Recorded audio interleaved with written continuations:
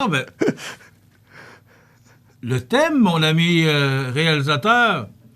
Alors, on s'attend toujours qu'on va présenter l'ouverture des grands titres de l'actualité. Je venais juste de remonter mes culottes, c'est juste correct.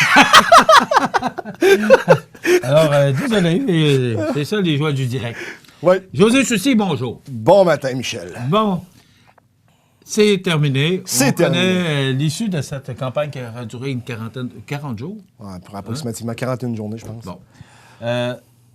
Quels seraient d'abord tes premiers commentaires, là, en résumé, là, pour...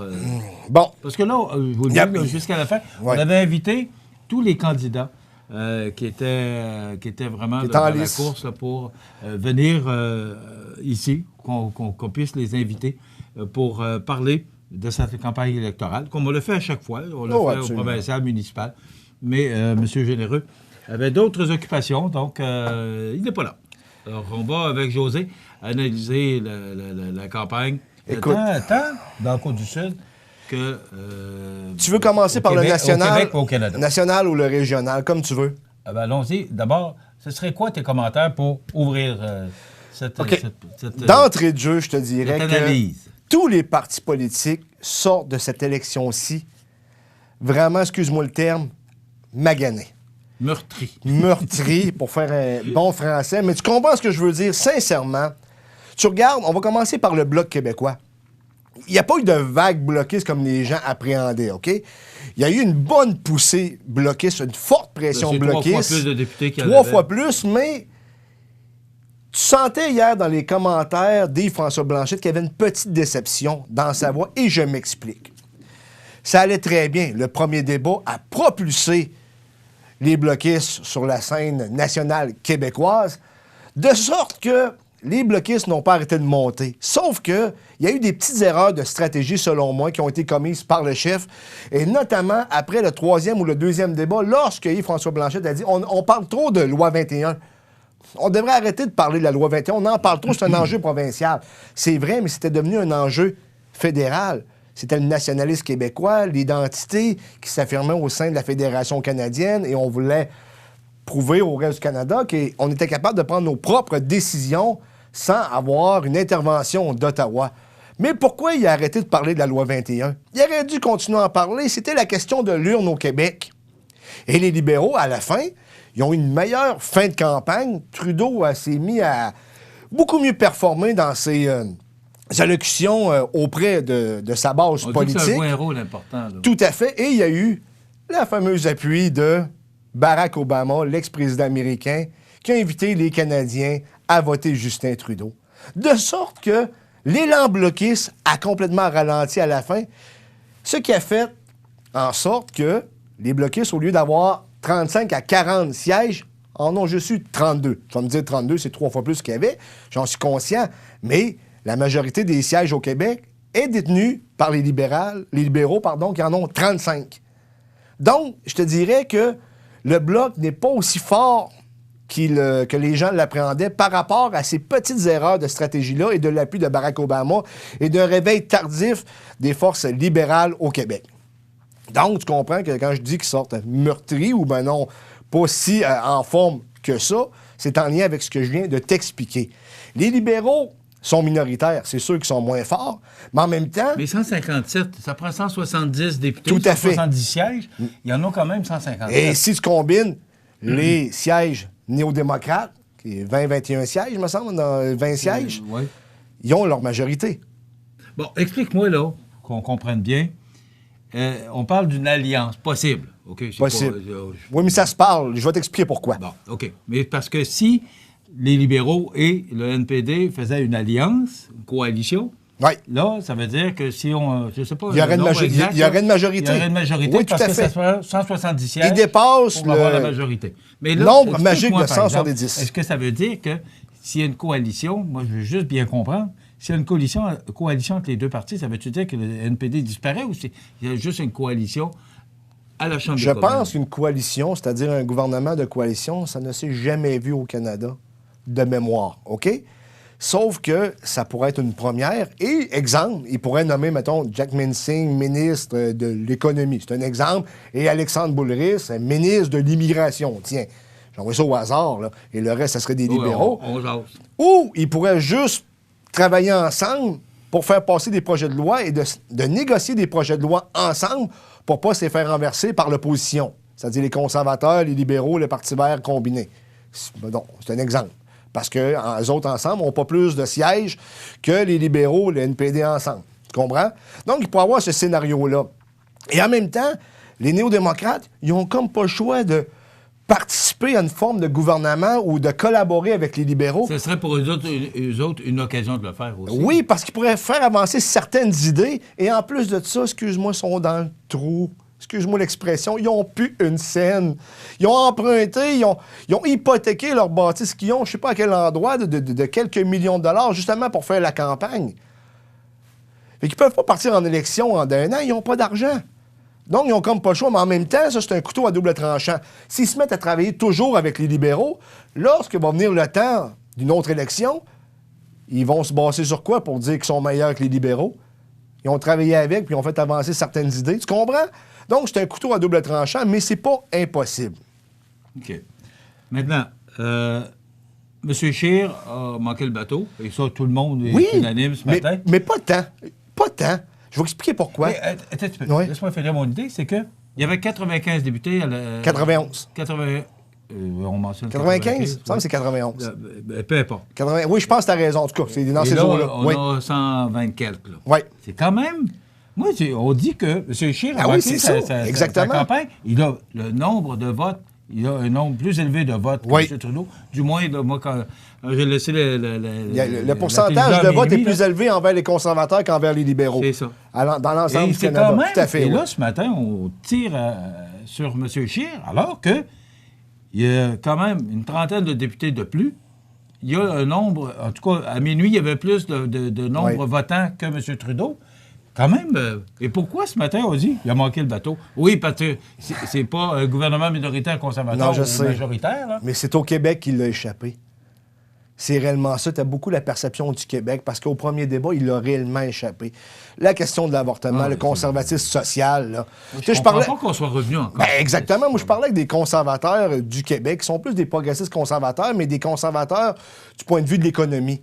Eux autres, ils me disaient, il va-tu falloir qu'il en revienne de l'avortement, il va-tu falloir qu'il passe à d'autres choses que ça? Et ça a réellement joué contre lui. L'autre affaire qui a joué contre lui, c'est, il est plate à dire, là, mais au Québec, on est un peu chauvin, hein? C'est pas un Québécois. Il parlait pas bien le français.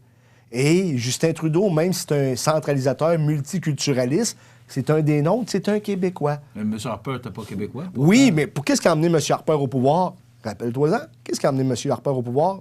De mémoire? Scandale des commandites. Okay. C'est ça qui l'a fait avancer. Parce que les libéraux se sont écroulés, notamment au Québec, parce qu'il n'y avait plus d'appui. Le scandale des commandites a fait en sorte que les gens ne voulaient plus les avoir parce qu'il y avait l'impression qu'on avait affaire, excuse-moi, une gang de voleurs. C'est aussi simple que ça. Mais ils ont réussi à se refaire avec l'arrivée de Justin Trudeau.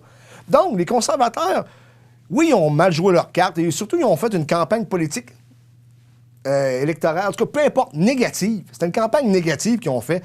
Et ça n'a pas joué en leur faveur au Québec. Donc, c'est pour ça que c'est une défaite. Malgré qu'il y a une augmentation, ils pensaient pas... Plus de votes, ils ont plus oui, de députés. Oui, c'est vrai, mais ça n'en demeure pas moins que c'est une défaite. Parce qu'ils ont moins de sièges que les libéraux. Et s'ils veulent faire une percée au Québec, ça va prendre quelqu'un où les Québécois se reconnaissent dans lui. Et je pense que moi, j'ai un nom. Si Andrew Scheer ne part pas... Mais là, on dit qu'il pourrait être contesté lors d'un prochain congrès. Écoute, oui, mais ils vont le remplacer par qui? Moi, j'en vois juste un. L'ex-premier ministre du Nouveau-Brunswick, Bernard Lord. Son nom a été nommé hier. Aussi. Tout à fait. Je l'ai déjà rencontré, ce monsieur-là. Monsieur qui... Belle prestance, parle très bien français. On dirait même un Québécois, mais c'est un gars du Nouveau-Brunswick. Lui pourrait faire la différence. Premier ministre du Absolument. Il y a une expérience, il y a du bagage. Et c'est plus un progressiste conservateur qu'un conservateur. Lui, je pense qu'avec lui, on pourrait faire des gains pour les conservateurs. On exclut la personne qui parle, tu comprends, mais les conservateurs pourraient faire des gains. On parle beaucoup de progressistes. M. Trudeau a parlé beaucoup de progressifs. C'est quoi, effectivement? Qu'est-ce que ça veut dire exactement? Quelle différence qu'il y a entre être progressiste ou être progressiste conservateur? Ben écoute, progressiste conservateur, dans le fond, c'est drôle à dire, c'est comme deux termes qui s'opposent. T'es conservateur, mais t'es progressiste en même temps. Les progressistes conservateurs étaient des conservateurs économiques mais des progressistes du point de vue social. Tu te rappelles que Brian Mulroney, avec Ronald Reagan, ont signé un traité concernant les puits acides. Brian Mulroney, c'est lui, par son leadership international, qui a réussi à faire libérer Nelson Mandela en lien avec l'apartheid, qui a réussi à mettre un terme à l'apartheid, pas tout seul, mais qui a été l'initiateur de mettre un terme à ce régime de l'Afrique du Sud qui était complètement dépassé, je vais dire ça de même très poli. Donc, il y avait ce côté progressiste-là aussi. Et à l'époque, les progressistes conservateurs voulaient faire entrer le Québec dans la Constitution, dans l'honneur et l'enthousiasme. Donc, c'est ça le progressisme un peu. Les valeurs progressistes, c'est plus des valeurs sociales. Là, présentement, le progressisme, c'est pro-environnement, pro-social, des programmes sociaux, redistribuer l'argent. C'est ça un peu être progressiste. Là, on pourrait en parler longtemps, mais en somme, c'est ça. OK. Maintenant, José, est-ce que quand on dit que le Québec, c'est la plaque tournante Oui. Qui décide si on va avoir un gouvernement minoritaire ou majoritaire? Tout à fait. Encore hier, M. Trudeau, 157 députés. Il en manquait 13. Pas beaucoup. Il y en a 32 bloquistes. Ah oui? Le NPD n'a pas fait de percée. Il y a M. Boulris. Oui, mais le NPD s'est écroulé au Québec totalement hier. Alors, est-ce que Québec est réellement la plaque tournante des élections fédérales qui décide ou qui peut décider de gouvernement majoritaire, minoritaire? Une chose certaine, c'est une société distincte. On l'a vu hier. 32 élus bloquistes, 35 élus libéraux, 10 conservateurs, un néo-démocrate. Tu comprends que c'est spécial au Québec. Oui, c'est vrai que longtemps, le Québec a fait pencher la balance d'un côté comme de l'autre. On a eu des exceptions, notamment en lien avec Stephen Harper, parce qu'il y avait eu le scandale des commandites, et les libéraux étaient tellement faibles que les conservateurs ont réussi à avoir une majorité sans un appui massif du Québec. Mais là, maintenant, ça ne fonctionne plus. Parce que le scandale des commandites est oublié. Souviens-toi, à l'élection de 2015, ils ont essayé de ressortir le spectre du scandale des commandites, mais ça n'a pas aucunement affecté Trudeau et son élection d'un gouvernement majoritaire. Donc, c'est sûr que c'est une plaque tournante, tu as entièrement raison. Mais, encore là, tu te rends compte que le Québec est très divisé. Le Québec, oui, t'as un vent bloqué, ce qui a soufflé, mais j'appelle pas ça une vague. J'appelle ça un vent qui a soufflé très fort, mais pas une vague. Dans la région de Québec, notamment Montmagny, Kamouraska, Rivière-du-Loup, les conservateurs ont très bien performé. On va en parler après la pause, mais oui. Effectivement, on s'attendait, les sondages le disaient aussi, qu'on s'attendait vraiment à une vague. Mais elle n'a pas eu lieu. Les commentateurs hier à TVA, là, Pierre-Bruno en tête, ouais. L'ont mentionné, Mario Dumont également. Monsieur Blanchette ne peut pas se taper dans les mains. Il a fait du bon travail, mais on s'attendait à beaucoup plus fort que ça. Je ne l'ai pas. Je ne sais pas, je te l'ai expliqué tantôt, peut-être hors d'onde, il a levé le pied sur la loi 21. Il n'aurait pas dû lever le pied. Et ce qui est arrivé, c'est que les libéraux, ils ont eu l'appui de Barack Obama. Donc, tout ça a fait en sorte qu'ils ont réussi à résister quand même. Et c'est ça qui a fait pencher un peu la balance. Quand je te dis que c'est pas tout à fait une victoire pour les bloquistes, ils sortent de là un peu... tu sais, avec un sentiment amer. C'est juste une victoire par rapport à oui, c'est une victoire, mais... surtout qu'on a remonté le blason du Bloc québécois. Mais quant à moi, le chiffre magique qu'ils devaient avoir, c'était 35. Ils ont eu 32. OK. On va s'arrêter. On va faire une courte pause parce qu'on a la chronique La Pouponnière à vous présenter. On revient avec José. Alors que là, on va ramener ça localement. On va parler parce que José a suivi la campagne dans Montmagny, Kamouraska, Rivière-du-Loup. Et là, on va faire vraiment l'analyse de ce qui s'est passé. On sait que c'est M. Généreux qui a gagné avec plus de 4000 voix là, de majorité. Même 5000. Alors que les sondages, même en fin de semaine, donnait M. Gagnon très en avance. Et j'ai une explication après alors, la pause. On va à la pause et on revient avec José pour des explications, mais de ramener ça chez nous. Donc, on revient à l'analyse de cette campagne électorale, mais là, on va ramener ça chez nous. Régional. Parce que, bon, moi, c'est toujours mon chez nous qui m'intéresse. En fin de semaine, de toute façon, depuis quelques temps, on voyait M. Généreux en avance. Quand ça a commencé, M. Généreux était fortement en avance. Tout à fait. Et là, on a senti que ça s'égalisait. Je pense avec la campagne du Bloc aussi, tout à fait, des sondages. Qui a propulsé Louis Gagnon dans les intentions de vote dans le comté. Et même en fin de semaine, on voyait que M. Gagnon avait gagné quand même, était à 7 Sur Québec 125, il était rendu à 5 points d'avance sur Bernard Généreux. Mais il faut que j'explique quelque chose à nos téléspectateurs. C'est que Québec 125, c'est une compilation des sondages. Québec 125, par eux autres mêmes, ne font pas de sondage. Tu me suis? Donc, c'est une compilation de sondages qui additionnent et qui démontrent avec les élections précédentes le portrait de ce qui pourra être le résultat qui s'en vient. Mais je pense que Québec 125 a réellement pas prévu ce qui est arrivé hier. Parce que Bernard Généreux, qui a remporté avec 42 % des voix, il est passé de 29 % environ à 42 % En 2015? Exactement. En 2015, il avait 29. Il a récolté 42 % Qu'est-ce qui est arrivé? Écoute, je me suis gratté la tête longtemps parce que, honnêtement, je vais le dire objectivement, je pensais que Louis Gagnon allait gagner et je vais vous expliquer pourquoi. Parce que les bloquistes étaient premiers chez le vote francophone et Montmagny-Lilley, Kamouraska, Rivière-du-Loup, c'est pas compliqué, c'était à peu près à 99,9 % francophone. Et je te dirais à 97 % blanc. Tu comprends? On s'entendait tous que les sondages allaient se refléter dans le comté.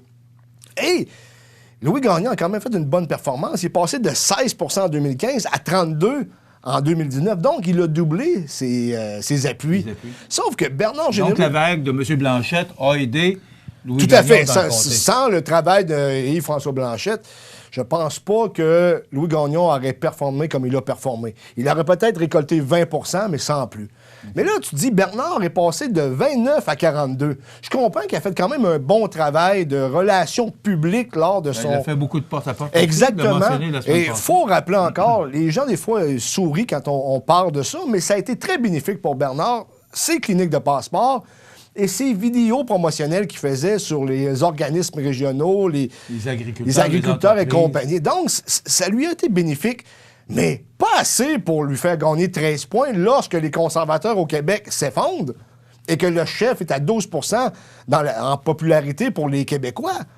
Il y a quelque chose qui ne fonctionne pas. J'ai dit, voyons, ça se peut pas. J'ai dit, même à un moment donné, j'ai dit, pour moi, ils ont inventé des boîtes qui ont été emportées. Je dis ça à la blague, là, je n'en revenais tout simplement pas. Mais je me suis mis à analyser la situation et j'ai peut-être un début d'explication.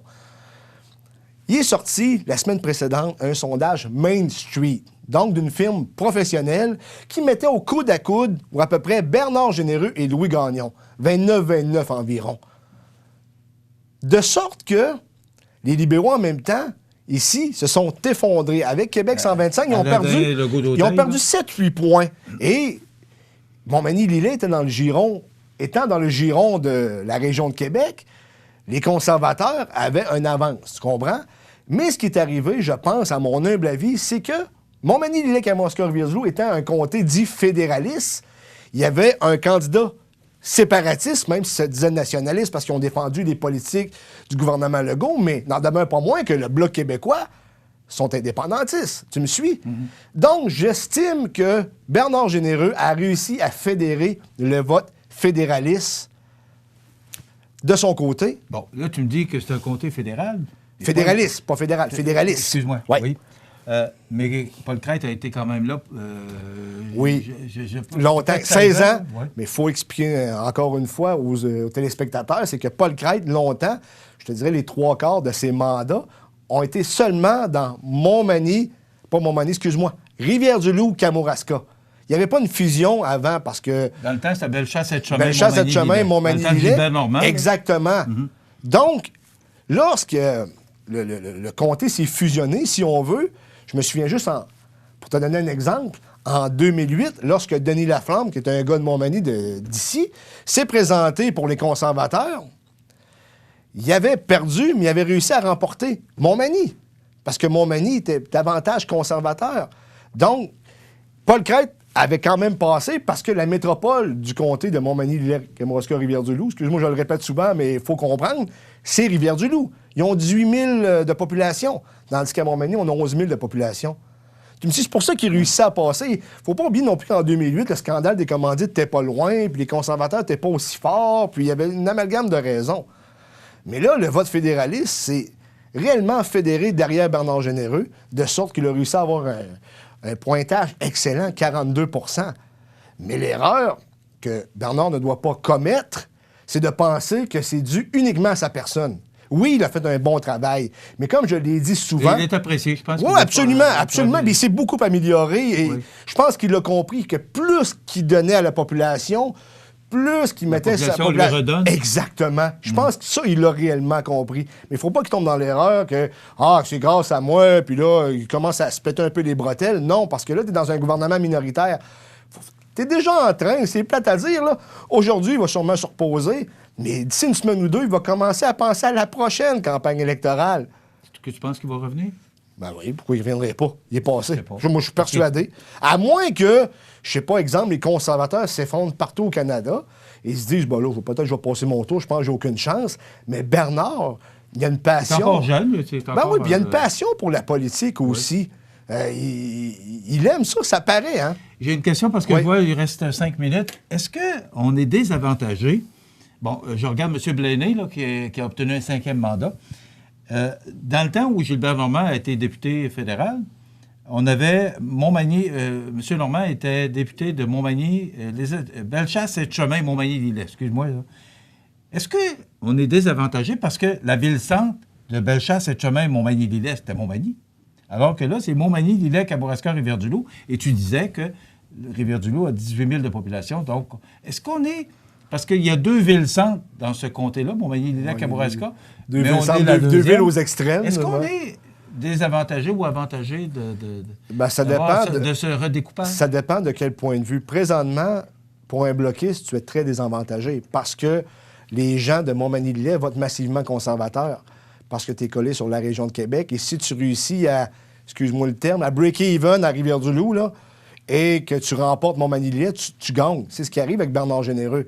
Il arrive quand même à relativement bien performer pour réussir à performer de la sorte, à avoir 42 %. Et tu disais tantôt que Denis Laflamme a gagné à Montmagny et a perdu à Rivière-du-Loup. Tout à fait.